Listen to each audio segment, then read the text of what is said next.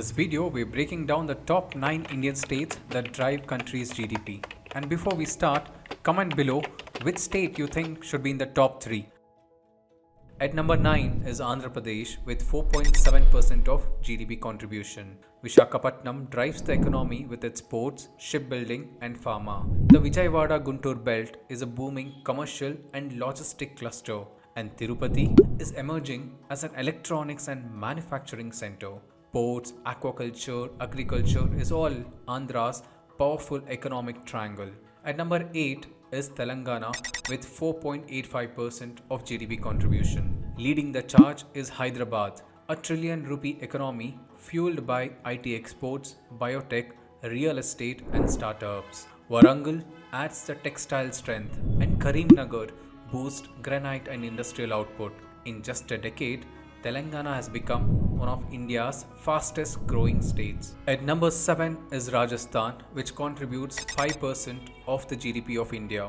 Mining, cement, tourism, solar energy and textiles are the main sectors. Jaipur city blends tourism with the rising IT sector. Jodhpur and Udaipur thrives on minerals, handicrafts and tourism. And Kota stands out as a unique education-fueled economy. Large land banks and rich mineral reserves push Rajasthan's growth forward.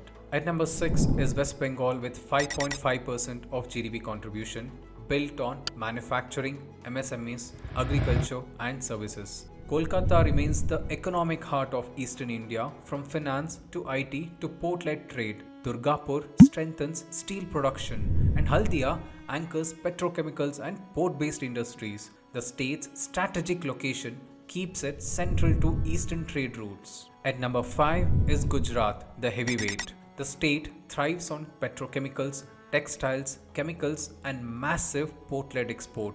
Ahmedabad leads in finance, textiles and startups, while Surat shines globally with diamonds and textiles. Vadodara drives petrochemicals, while Rajkot powers engineering and auto components. Ports like Kandla and Mundra make Gujarat India's export powerhouse, and it consistently ranks number 1 in ease of doing business. At number 4 is Karnataka with 8.5% of GDP contribution. Karnataka is India's technology engine.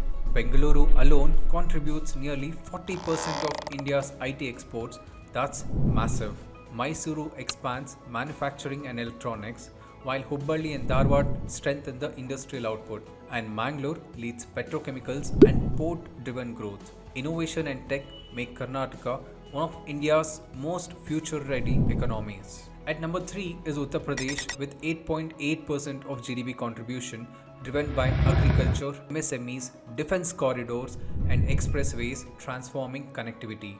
Noida, Greater Noida are India's largest electronic manufacturing clusters, and Ghaziabad is a major industrial city, while Kanpur leads leather and textiles, and Lucknow drives services and administration, while Varanasi brings India's traditional crafts and tourism together. UP is pushing aggressively towards becoming a trillion-dollar economy. At number 2 is Tamil Nadu at 8.9% of GDP contribution, and it is often called India's industrial backbone.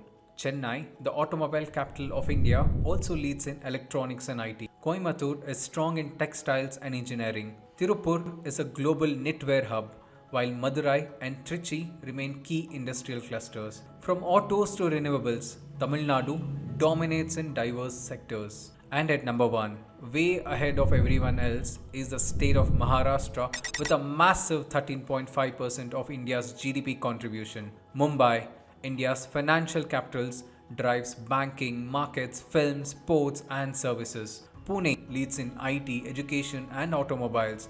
Nasik contributes through industry and agriculture, and Nagpur is emerging as India's logistics center due to its geographical location. Maharashtra remains India's economic powerhouse, unmatched in scale and influence. So to summarize it all, the top 5 states together contributes 48% of India's entire GDP, and the 5 South Indian states contribute nearly 31%, while the 8 northeastern states together contribute just 3%, showing a huge developmental gap. So which state surprised you the most? Comment below.